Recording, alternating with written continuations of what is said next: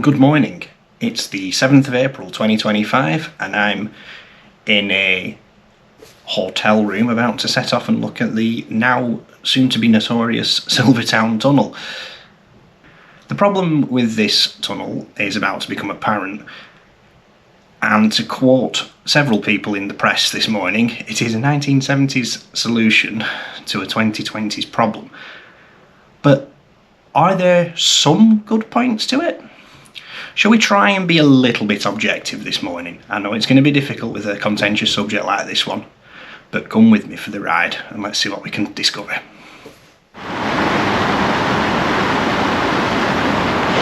I guess you could say we might even have some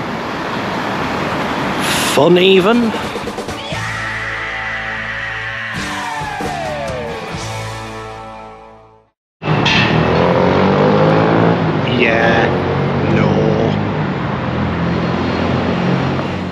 So it's now 9 AM.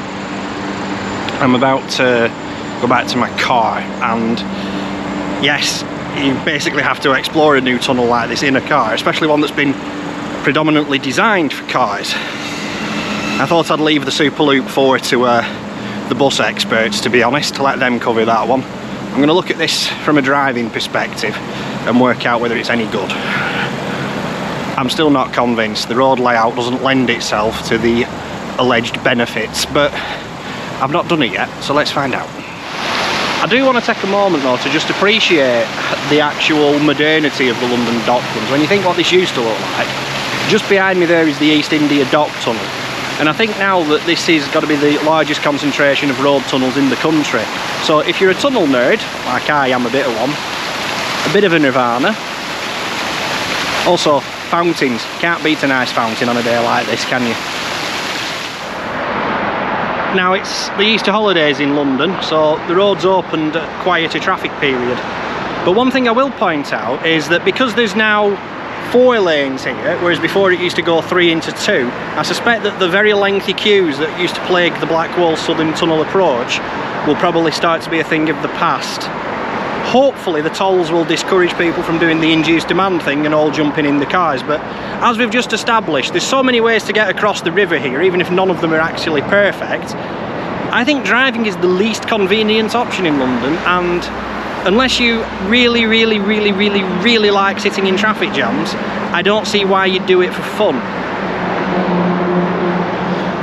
But it remains to be seen. I still stand by my opinion. The 1897 tunnel eventually needs to be converted to public transport or walking and cycling preferably. But I think its days as a road tunnel are numbered. It's, you know, 125 years old now. That's a long time for a tunnel that wasn't designed for traffic to be taking traffic. And the alignment of it and all the problems it has, I think it could be repurposed for something magnificent. And you've got the bypass tunnel now. Maybe it's time to rethink this area completely. Given that the north side of the river, the expressway standard road, has been broken up for new residential developments, especially around like Abbott Road.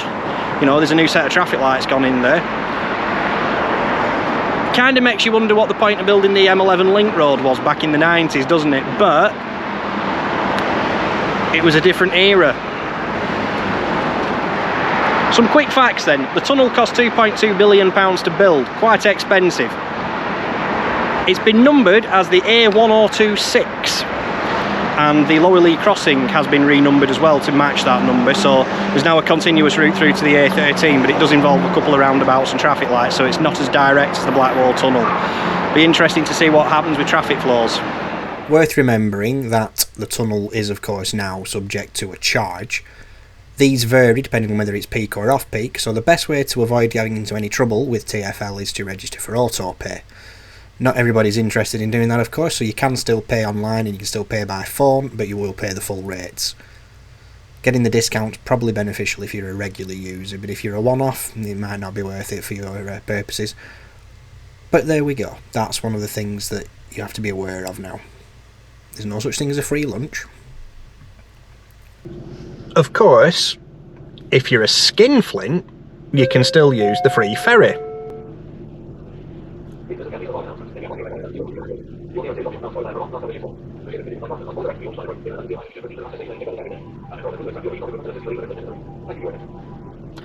As I was saying, engineering-wise, Silvertown Tunnel is absolutely brilliant. It's probably the most modern tunnel built in the country. That's a good thing, given that the old Blackwall tunnels have some of the lowest safety standards in the country, despite renovations. You know, a tunnel built in 1897 is never going to meet modern standards, no matter how much you do it up. But that's the problem I've got. The new tunnel dumps you into a road network that's not designed for the purpose it's being sold as.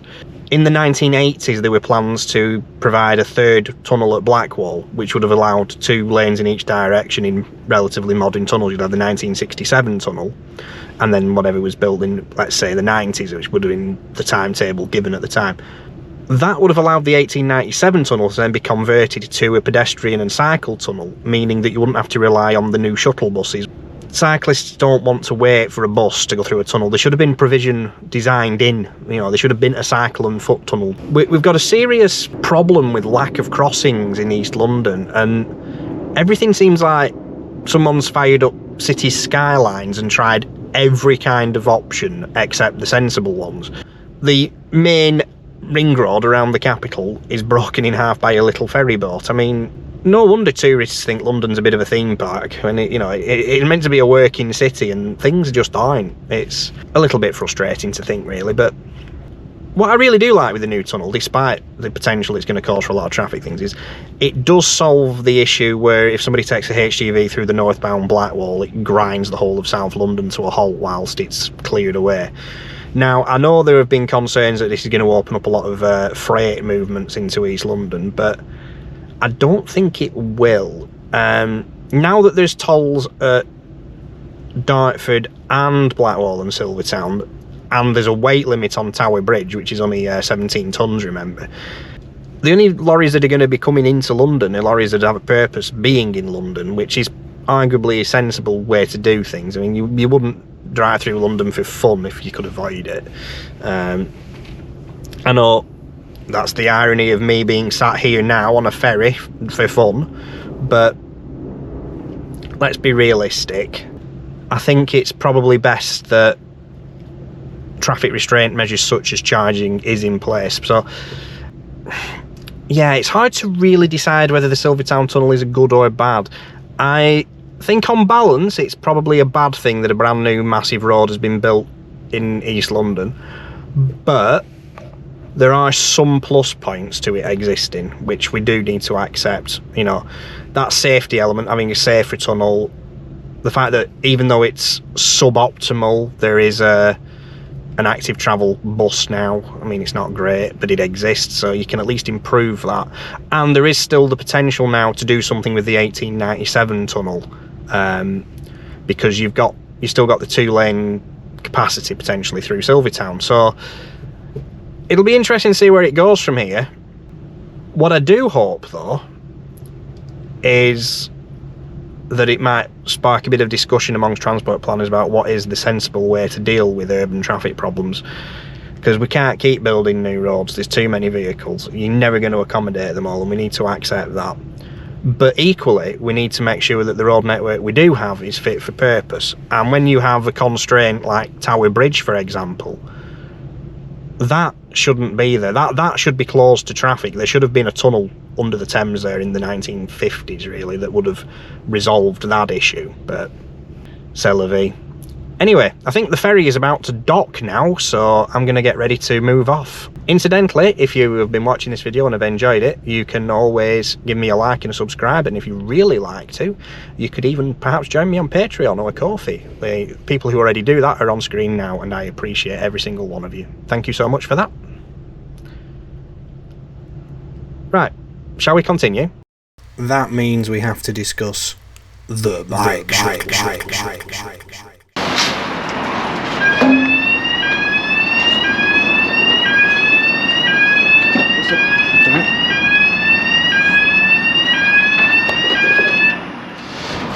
So I said I wasn't going to do it, but I am. I'm on the bike shuttle. Let's see what this is actually like. Initial feedback from cycle campaigners is it's a little bit laborious, which I figured it would be, given that it's tacked on to the scheme. But we'll see what it does, eh? I'll come back on the dangle way, I think.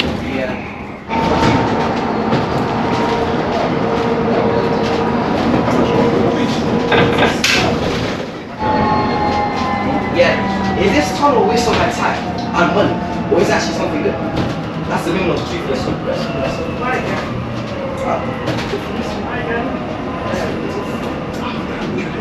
Where's that police?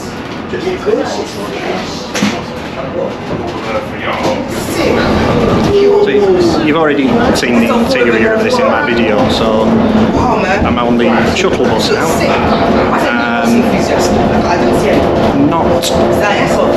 Not as direct for cycling. I still stand by my 1897 tunnel idea. This is a little bit cumbersome and it's not going to draw in utility cyclists, not with the frequency times of the bus. They're only every 12-15 minutes, which is just not frequent enough for a heavy cycle usage.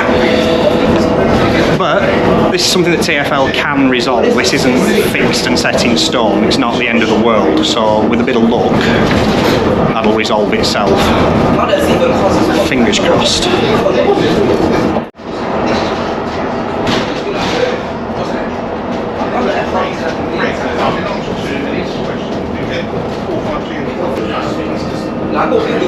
There's not much capacity for bikes on this bus either. I'd estimate you could fit about 5. If an adapted bike gets on, that probably reduces down to maybe 3. So you can fit more folding bikes on though, there's enough for them, but if you're on a higher bike like I am, you might have a wait. So that was a bit of a squeeze getting this off. But I don't think it's really intended for big hire bikes. The layout implies more city bikes, folders. Obviously an adapted cycle is going to struggle though. I'm not sure how that's going to work with just the one ramp.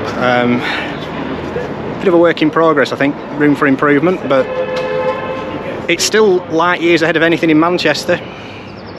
Right, go on then, I'll give it a whirl. Bit of bonus content. I've done all the river crossings on this little bit of London today, haven't I? Interesting that people will let you get on your own when there's a queue. So I'm on the cable car now, and I think my final closing thoughts are it's bizarre that there's so many ways to cross the river here in East London, yet all of them I've designed in inconvenience. You'd have thought this would be like a utopia really, but no. So then, shall we throw it open to the big minds of the internet? What do you think we should do? Let's keep it civil in the comments, but I'd be interested to hear your thoughts. You do get a really excellent view of the new northbound tunnel portals from the cable car. And yes, I know it's a bit of a gimmick, but it's a fun little experience. So if you're around this area and you've got a spare bit of time and a little bit of money you want to waste, might as well take the cable car. This has changed all beyond recognition since I came to the Millennium Dome in year 2000. It's just a new city altogether. Look at it. Amazing. I know. It's a monument to neoliberalism and the worst excesses of 1980s Thatcherism, but I love that skyline. I do. And you'll never tell me otherwise. Also, just remember, one of the politicians involved with all the cock-ups in the original Millennium Dome is now ambassador to the United States of America. Next time you feel like you can't achieve anything, just remember that. You know, I'm going to say, even when you're adding the planes going overhead, you don't really need to play city skylines, do you? Just get a job in London. You can do it for real. But I still cannot understand why all these ways to get around this part of London all have their own weaknesses. It's like, this could be amazingly perfect and it's just a few steps short of being that. I think it's safe to say that the new Silvertown Tunnel is another imperfect addition to a number of imperfect river crossings. A shame really, because this part of London could really be something magnificent and be almost like an 8th wonder of the world transport wise. We've really got to learn how to build accessible footbridges. I don't know what the answer is with this, because you don't want to cross that road on the level, but the inconvenience of these footbridges means people just don't make that walking journey. At least when you have got on top of it, it's not as enclosed as the old Board Street footbridge, but still a detour to get onto it, and it's not the most pleasant areas of London, is it? Just think, the whole city could have been encircled with roads like this if the GLC had had its way. A bit of a lucky escape there, I'd say. I suppose you could say that had they built the East London River crossing, then this area could have been totally different. But we'll never know, because that didn't happen. I think this century, should I be around to see most of it, could be very interesting indeed. Or it could be very disappointing. As it's a blue sky today, I'm going to go for the optimism. For a change. The signs there once said the north. That gives you a clue how important this was meant to be. That smashed up bollard there feels like a metaphor for something, doesn't it? The hopes and dreams of people who wanted an active travel crossing, maybe. You'd struggle to believe those idyllic looking semis are 15 yards away from what would have been Ringway 1. Chris Marshall over on roads.org.uk had a point when he said, you know, being 15 yards from a motorway was never a selling point, even in 1960s London. Yeah, this road was a lot less controversial than the Westway. Maybe it's that east-west divide again. Do people just care less about the needs of East Londoners, or, you know, money talks? So yeah, the Silvertown Tunnel, I would say, really is a conclusion to the decades-long saga of the London ringways. And I don't think that story is fully finished even yet, if we're being totally honest. I am going to go back north now. I will catch you next time. Bye bye.